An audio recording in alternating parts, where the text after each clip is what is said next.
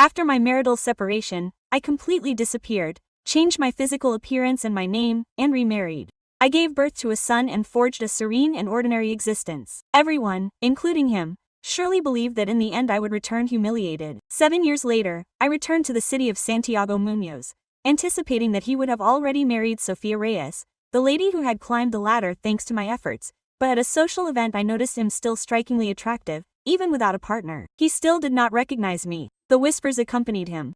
Santiago remains obsessed with his ex-wife. Who will get his inheritance? Those statements disconcerted me. If he loved me so much, why did he spread my most intimate images the night I received the most important award in my profession? Why did he allow my image to be ruined to the point of forcing me to flee in shame? 7 years ago, on the day I was supposed to travel to Cannes for the award for Best Actress, my personal photos exploded on the internet. Suddenly, I went from being an admired star to an outcast, a target for massive rejection. I was a public figure. I remember reading the cruel insults with my fingertips vibrating before rushing home to demand answers from Santiago. But the dialogue I overheard behind his office door froze me. Mr. Muñoz, isn't this excessively cruel? Lastra Muñoz has struggled to rise in this sector for years. This could destroy her career. She may never act again. Santiago's voice sounded calm, eerily soft. This recognition was predestined for Sofia, for the future of Sofia's career. What does it matter if she sacrifices herself? My back pressed against the icy wall, an intense tremor invading my spirit. The servile voice of an assistant continued. You are a true strategist, sir. It took him just 3 steps to have Juliana Velez subservient to his will. First, when she was just starting out, he manipulated the agency into making her sign shady deals designed to chain her. Second, he used a 50 million penalty fee to force her into those vulnerable photo shoots, and in the third step he emerged as an impeccable savior to rescue her. Of course, she surrendered immediately into his arms, loyal and submissive, working until exhaustion to become the main profit generator for his firm. She is more devoted than a puppy and does not even have to pay her a real salary. Santiago's next words were like a dagger to my chest. This industry is a disgusting place with Juliana paving the way, breaking barriers. Sofia's rise to the top will be smooth and neat. The assistant, noticing the unusual tenderness in Santiago's gaze when he mentioned Sofia Reyes, inquired. So why did you marry Juliana, sir? The farce became real. Santiago swirled the red wine in his glass and sneered as if he had been compelled. 3 years ago, Sofia had just gotten her driver's license. She inadvertently ran over Juliana and her mother. The 3-month-old infant Juliana was bringing with her. Neither survived. It wasn't Sofia's fault, she added quickly. I was terrified. It was Juliana and her mother who didn't move in time. My knees buckled. I bit my hand, the metallic taste of blood flooding my mouth just to suppress a scream. 3 years ago, I was pregnant, walking with my mother when a vehicle hit us at high speed. When I regained consciousness, it was in front of my mother's frozen, motionless corpse. I had been devastated and Santiago was there to hold me back, to comfort me. Juliana, my love, I had murmured.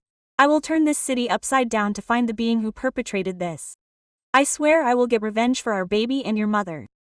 A month later he showed up with a look of defeat. The authorities claimed that all the security cameras in the area had failed that night. But it doesn't matter, Juliana, he had said, luring me. I am all you have left now and I am all you need. I will protect you. I will love you forever. Marry me. I looked at the wedding ring on my finger. This union, this existence that I believed was my redemption, was built on the blood of my mother and my unborn child. Inside the office, Santiago's voice continued. He was afraid that Juliana would insist on the subject and involve Sofia, so he offered to marry her. Mrs. Muñoz's status was compensation. And as for my Sofia, if I cannot give her my last name in this existence, then I will give her the universe and her profession. I will spare no effort to advance her. The harsh reality destroyed the last breath in my lungs. I fled, fleeing from that residence, that prison. I didn't stop running until I was blocks away, collapsing in a hallway where I finally released the sollozos I had been holding back. When the tears stopped, my trembling hands scrolled to the bottom of my contacts and dialed a number that I had burned into my cell phone for years. It answered on the first ring. Your sister still needs my kidney, I whispered. I'm ready to donate it, but I have one demand. I want Santiago Muñoz and Sofia Reyes absolutely and utterly devastated. A deep laugh echoed on the other end. Deal. After hanging up, I immediately contacted my lawyer and ordered him to prepare the divorce papers. My heart pounded furiously against my ribs. When I saw the stipulation of the pact, I would get half of all of Santiago's assets. It was a commitment he had made to me years before. A commitment he never imagined I would actually make. I had just looked through the papers when he came into the house. "You're back. Why didn't you let me know?" he asked, his tone tinged with unease. "Security said you were never picked up and you weren't answering your phone." I didn't say a word. He probably figured I was still reeling from the release of the images. He hugged me and led me to the couch. "I'm sorry," he murmured, his face buried in my hair. "The photos were deleted years ago. I never anticipated them retaining duplicates. I assure you I will resolve this as soon as possible." I looked into his eyes, those clear, deep wells, and I didn't detect a hint of remorse or deceit. How many lies he had uttered to me over the years. "I'm exhausted," I said, pushing him away gently. "I'm going to take a shower." The next morning, Santiago had already left when I woke up. I turned on my laptop. The main story was still revolving around my life. I couldn't quite grasp what was happening with a mask, but I recognized her immediately. It was Sophia. No wonder Santiago had left so soon. He was already operating in emergency mode, managing the damage to her. I let out an acid laugh, printed out the divorce agreement, and inserted it amidst a voluminous stack of contracts on his desk. I knew his routines. He never double-checked the paperwork, just folded the corner and scribbled his signature. Then I began packing. As I opened my closet door, a chilling revelation hit me. Every gift Santiago had given me, a dress, a necklace, a purse, Sophia had an equivalent. Even my wedding ring had a duplicate on Sophia's finger. Hers now fit better with Santiago's wedding band. I ripped the ring from my finger and tossed it into a drawer, slamming it shut. Just then, my agent called out, her voice agitated. "Juliana, did you know that Mr. Munoz just announced a? You must watch the live broadcast. It will clear your reputation." I am convinced. I clicked on the link. The press conference had barely begun. Santiago was on the podium adjusting his microphone as camera flashes illuminated his handsome face. The camera pulled back to show Sophia standing beside him, tears streaming down her cheeks. "Good morning, members of the press," Santiago began. "I am here today to address recent online speculation about an artist in my company." He paused for theatrical effect. "The rumors that one of our performers had an affair with the director to get a role are, I can attest, true." A wave of exclamations and agitated whispers filled the room. I squeezed a couch cushion, my brow furrowed. Why would I confess to this? My eyes settled on Sophia as she tilted her head. I caught a fleeting smile, victorious on her lips. An icy terror invaded me. "Nevertheless," Santiago continued, his voice resonating firmly, "the woman in those images was not Sophia Reyes. At the moment the photos were captured, she was in the office with me reviewing a script." The journalists in the live chat erupted. "So who is it?" someone shouted. Santiago's gaze found the camera, his voice clear, each syllable a sharp thud. "It was my wife, Juliana Velez." I didn't smash the laptop or throw it against the wall like the heroine of a minor story. I simply closed the window and allowed the stillness to settle in my living room like ashes. After an external fireworks display, the metropolis vibrated with its usual unabashed voracity for the internal drama. Something in me stopped yearning for spectators. He had pronounced my name into a dozen microphones and had surrendered me to the wild beasts with such impeccable precision that it would seem my degradation was a publicity stunt. Nevertheless, it wasn't my first time on the board.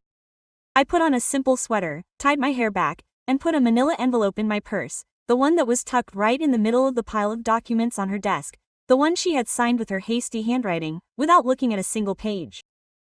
Routine is a creed for influential men, her signature's attached to it. As I left, I stopped in front of the jewelry box. The wedding ring remained where I had thrown it the night before.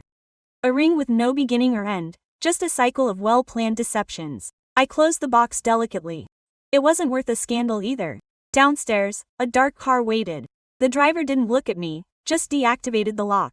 I slipped inside. "Hospital," I said. He nodded. The operating room was ready. The city slid into view, blurring. Buildings I had once gazed upon from lavish rooftop celebrations. Now they were mere rectangles of glass. For 7 years I had been trained to be imperceptible. It's not complicated. Once you get tired of the cheering, it's hard. Just the first month when you don't know where to put your hands. If you're not waving to an adoring crowd. At the counter, the nurse identified me, my pseudonym, not my face. The procedure was scheduled under the same serene name I used to fill out kindergarten forms and grocery orders. She handed me a plastic wristband and a pen. "Any changes since our last checkup?" she asked. I didn't answer. "I'm still compliant." Her gaze dropped to the authorization line. "Thank you for doing this," she whispered. The practiced courtesy of someone who must say it frequently and still tries to make it sound genuine. My hand didn't waver. It had wavered once yesterday in a hallway, holding a cell phone, listening to the voice that answered on the first ring. Today it stood at attention in pre-op. I changed into a nightgown and lay back under lights as white as winter. A curtain slid back over its metal ring. Through the opening I saw the donor board on the wall, an orderly list of last names without first names. It occurred to me that anonymity is a peculiar grace. It keeps the world from praising you for the one noble deed you've ever done. It's a good thing. You did it because it was sharp. The anesthesiologist smiled into his mask. He'll fall asleep. This is when he wakes up. It'll all be over. Este, my real name. I let it settle on my chest like a paperweight. I didn't look for Juliana Velez. You can indeed store an entire life in a case and close it. If you choose well, it makes no noise before you begin. I said, I need to confirm the receiver's code. He consulted the clipboard and rattled off figures that meant little to anyone except the blood type bank.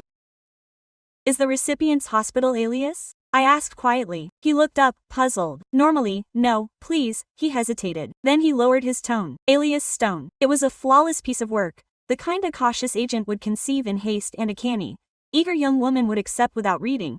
A name that hadn't existed before it became essential. A name that wouldn't arouse the curiosity of a copywriter, a man whose initials, if one were superstitious or cruel, would still spell don't blink. Thank you. The mask came down, the ceiling melted.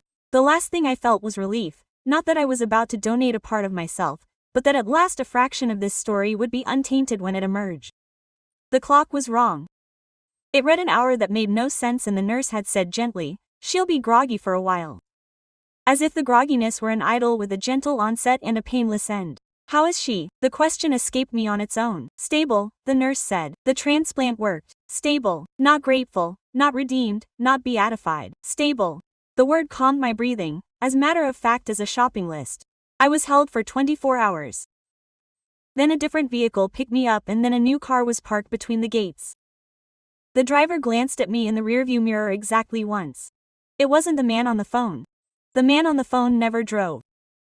He lived above the level where people had to at home. I stood in the shower and watched the clear water run over the bandage and the bruises. My body pulsed a serene rhythm unto itself. You're still here. You're still here at my kitchen table. My phone blinked with a single message from an unknown number. Done. Check your inbox.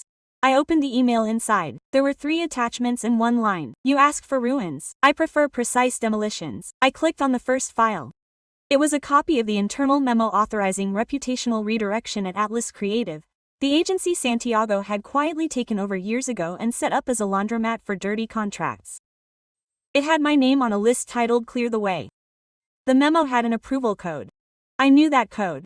It was a 3-letter stamp Santiago used for personal requests, SM.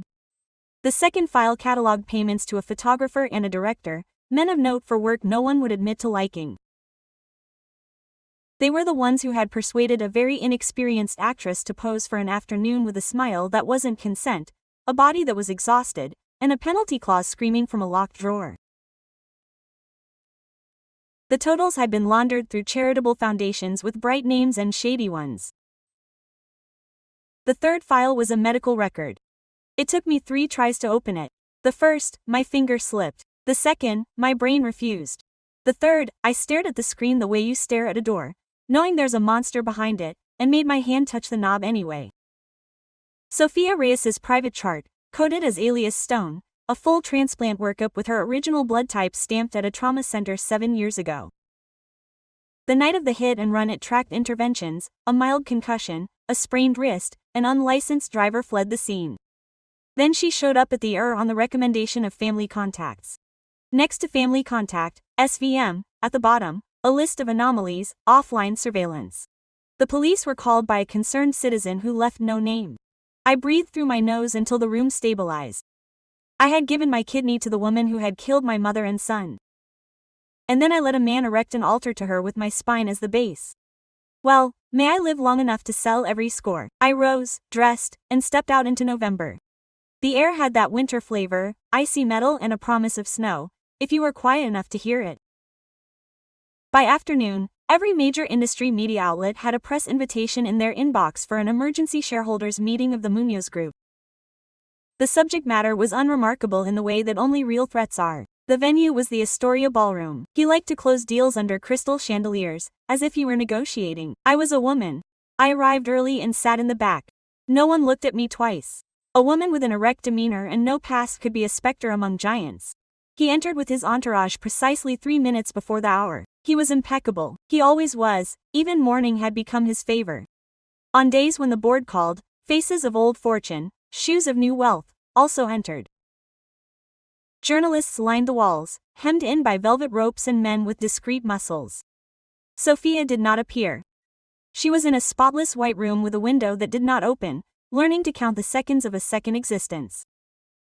The general counsel took the podium and launched into a preamble about optical volatility and unfortunate misinterpretations in the media cycle. He could have done it in his sleep, he could have been. I waited until the stock chart appeared, until he spoke about transitory reputational risk. Then I stood up, walked down the aisle, and jumped rope. That was Agard. She began to walk with surprise. Routine is a creed for influential men. It is also their Achilles heel. No one expects a neat woman with a neat finger to use her middle finger like a sharp blade. "Excuse me," I said to the counselor with a smile that seemed like an excuse if you didn't scrutinize it closely. "There is an addendum to today's agenda." He blinked, offended, then doubtful, as the screen behind him flickered. The advantage of predictable men is that their passwords write themselves: pet names, anniversaries, and the initials of the principles they pretend to revere. He hadn't forgotten the last one, he'd just learned to type it with a different accent. The slide mutated, not the stock chart, the internal memo. In the silence of the ballroom, the employees of the Munoz Group read in large, clear font the sentence: "Clear path." A board member leaned forward so fast his chair creaked. "Who the hell?" he began. "Evidence from the Atlas Creative Server," I said, turning my head so my voice would resonate without raising my tone. "With permission to create compromising photos. Then whitewash those photos as promotional expenses for specific talents. The talent was contractually bound to repay the debt with labor as their own. You labeled them artists, your reports labeled them assets. You saw him as a channel.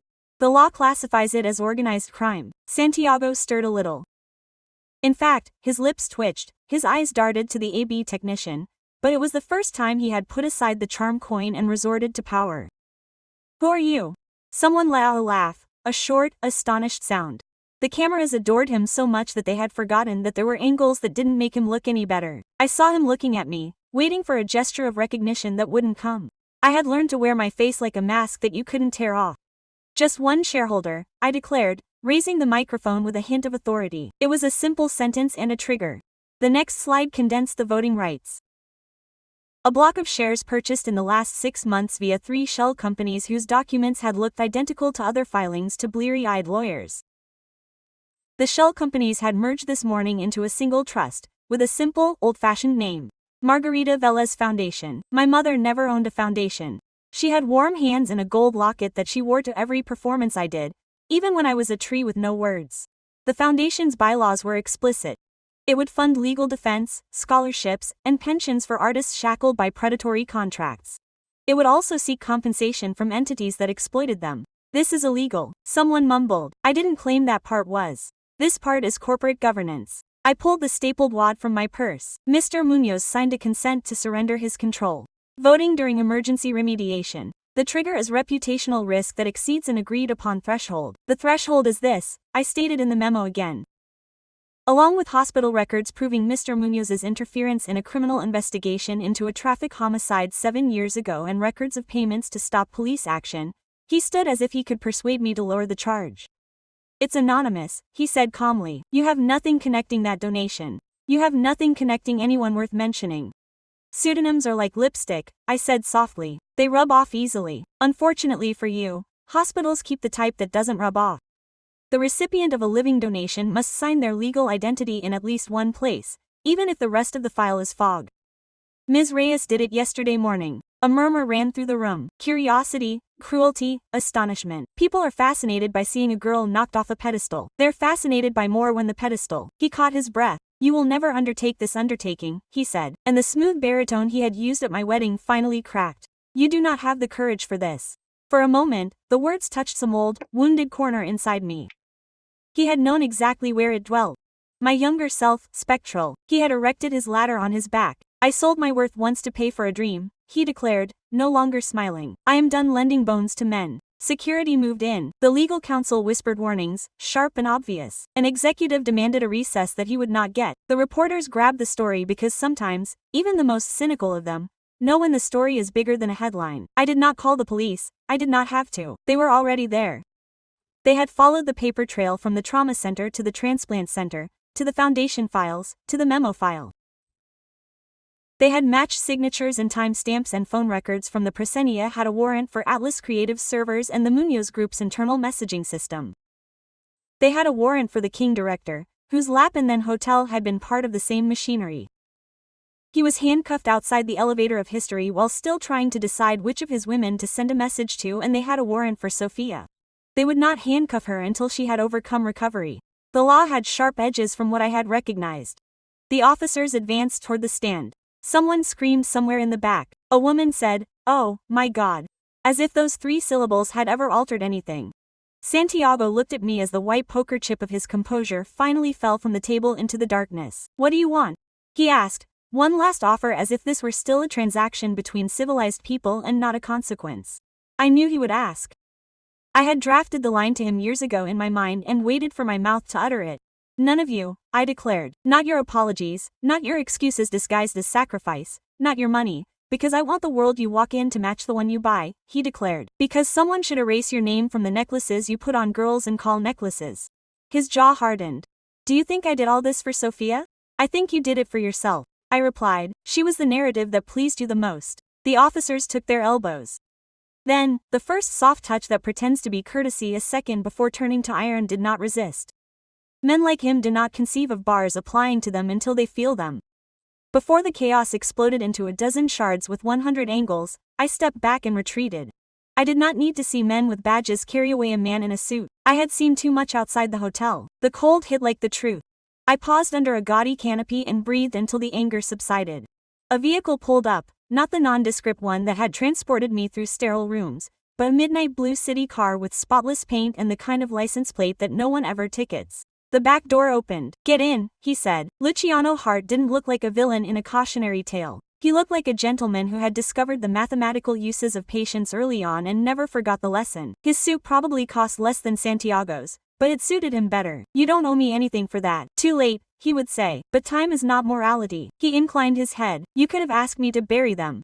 You asked me to break them clean. You're no butcher, Juliana, but you can handle a surgeon's knife when you have to. I prefer to work with that. You could have sent them to prison 7 years ago."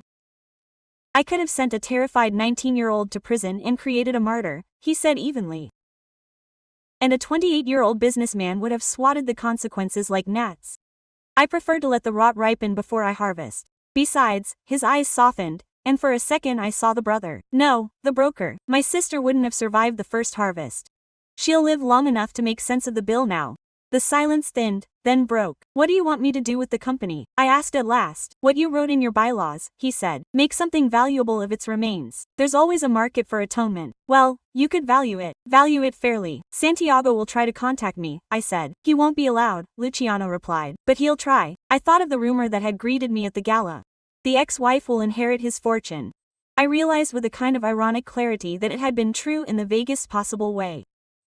He had never updated the will he'd drafted the week after the accident, when theatrical mourning was an attire he found most flattering. It had been sitting in a drawer all these years, waiting for him to play the widower with a woman he hadn't finished using. "Let the will go," I said. "Then move it back to where it should have been in the first place. Your foundation and the victims," I said. "Name them, pay them, make the checks hurt." He made a soft sound of approval deep in his throat, which was the closest Luciano would come to applause. "And you?" "I brought my son back to a city that devours names." I said. "He'll need a school without a paparazzi unit at the gates." "Not your money," I said, and he laughed once in delight at my advice. Then, like a brother who has overpaid for a kind of love and like a man who relishes a clever exit when he sees one, he said, "Don't become the Chronicle. Let the Chronicle do its job and go home." The word did not refer to the house where I had once nestled in the crook of a man's falsehood. It referred to a sun-drenched kitchen with bowls of cereal and a Lego left exactly where my skin would find it. A husband with steady hands and no taste for glitter. A boy who believed my true calling was remembering the voices his stuffed animals had used the day before. Quote, "Take me to school," I said. We drove. The snow thickened the earthy air again. "Look," I pointed to my son. He watched and, being a little boy who had not yet mastered the art of dissimulation in the face of everyday wonders, smiled as if he had collaborated. We crossed in for the first time in years, The city did not look like a curtain that had been lowered. It seemed like a place where you could stand without pretending to be someone else. It seemed like a space where a ruin could be a blueprint if you had the perseverance to gauge each bent beam and the courage to build it all the same. Some closures ovulate, some closures burn. Mine signed a check with the ink of a doubter melting into the windshield and then opted to reveal himself as he was. The children burst through the main entrances in shiny jackets, shouting in the dialect that all schools use at 3 o'clock. On the opposite side I saw my husband pick up our son, adjusting a snow cap over his ears and gravely addressing something crucial about the rules of the playground. He caught sight of me and smiled, not the eager smile of a man who believes he has triumphed. The common one of a man happy because the woman he adores has emerged from a hospital and stepped onto a road covered in almost frost. I stepped forward and our little boy rushed towards me with a conviction exclusive to children. He didn't even slow down.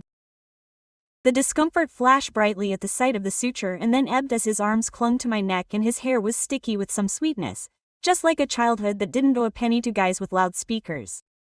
"Mom, you're late," he proclaimed seriously. "I know," I replied into his cap. I was in the place where they extract the bad things. He considered this seriously and nodded. Like the sucker said. "Exactly," I said. We walked a few blocks home.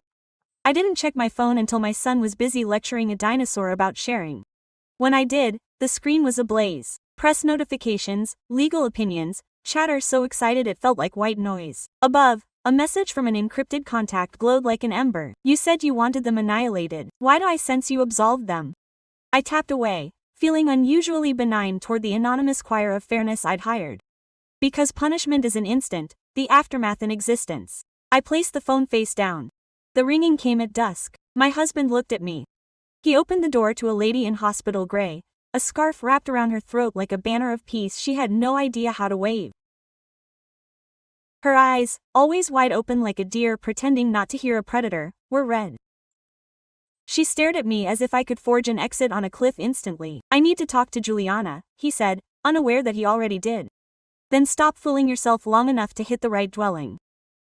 I stepped forward and watched as understanding pierced the haze of sedation like the glare of a scalpel. She scrutinized my face, the changes that made me unrecognizable to men who never made the effort to learn, but not to women who had weathered the same storm. "It was a mishap," she whispered. "I know," I said. "These are different phrases, requiring different modes of arrangement." Her throat constricted. "I know," I repeated. "And I know what you plan to do next, and next, and next," even though he assured you that later would be safer. "He built a dwelling around your terror and named it love. You resided there so long that you forgot the foundations were skulls." She hesitated. My husband quietly led our son toward the kitchen, where the bribes in the form of ice cream reside. Sophia rested a hand on the frame to keep the orb from tilting. "I came to thank you," she said quickly, as if the words were a dot that I had to pull, or the wound would never heal. "They told me." "They said a stranger." "I didn't do it to rescue you," I said. "I did it so you would have to survive." She shivered. "It's funny how clemency and harshness are when they're exact," but I added, and the unforeseen truth of it surprised even me. "Also because I didn't want your collapse to smell of my blood forever." She made a soft sound in the back of her throat. What do I do now? Do you go to the police station when they call you?" "No, when they don't. When your new agent says it's time," I said. "You issue a statement under your original name and without a script. You tell them you were terrified and you lied, and you persist. Lying because a man gave you a narrative he swore would protect you. You accept a sentence that doesn't end in the length of a news cycle. You draft letters to the families in that crappy police dossier and dispatch them every year until they say you can stop the tears." They slid beneath her lashes. "I stopped giving my spine to men," I said, and inscribed my mother's name on a building they can't demolish. She nodded once like a schoolgirl who finally understood that the key to solutions had been wrong from the start as she turned to leave.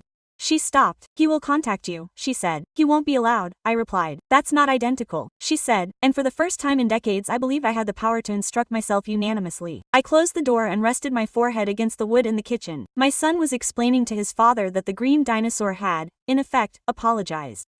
The universe has so many modes of equity. Isn't it funny how some of the smallest ones work best? The next dawn, I woke to frost that had finally committed to its role. The metropolis looked neat in the way that things do that have just been devastated. My husband kissed my shoulder and asked, "How much sugar for the dinosaur?" We laughed as if we had paid for it in advance. At 9 o'clock, my lawyer called. I know, I said. He's leaving everything to my wife, Juliana Velez Munoz, he said, almost embarrassed by the drama. It's authenticated. It's irrefutable. What a neat circle, I said. He hesitated. I want you to receive it on behalf of the foundation. I said, not a penny for me, not even the lakeside residence with the easy chair I like to sit in when I long to appear thoughtful. There was a soft sigh on the line that might have been admiration.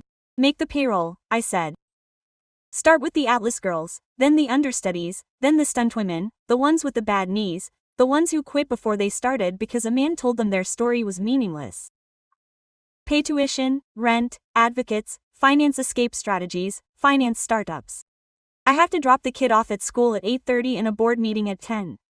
I'm finally busy with valuable business. Quote, after I hung up, it vibrated against my palm. A message from an unknown number slid into view. No name, just longing. You can stay, it read. I replied, I'm being lenient. I'm not making a speech. The day unfurled frost, turned to water snow, as it usually does. At noon, the first statement sprouted across the city like mushrooms in the frost. Atlas had been registered. The board of the Munoz conglomerate had consented to emergency guardianship under the Margarita Velez Foundation. The lawyer for the Monarca director requested a meeting with the district attorney. Other men called other men and asked if the firmament was really collapsing or if it was just rehearsing costume changes. Near dusk again, while the light was trying out its last outfit of the day, a postcard slipped under my door with no sender. Just an image on the front. A small theater where I had once performed as a teenager, peeling paint. Seats that press against the backs of your thighs. On the back, in clear, tenacious handwriting, I never got to see you be a tree. Choose a forest where no one has to be an accessory again. It wasn't my mother's handwriting. It was mine replicated on the card by a stranger I had never met, who found the address in a public registry and thought this tiny kindness would travel. Well, I kept the card in the palm of my hands and felt the peculiar generosity of a metropolis that can be both spectator and concealer. I placed it on the refrigerator with the strawberry-shaped magnet that my son had selected because he thought it was a heart.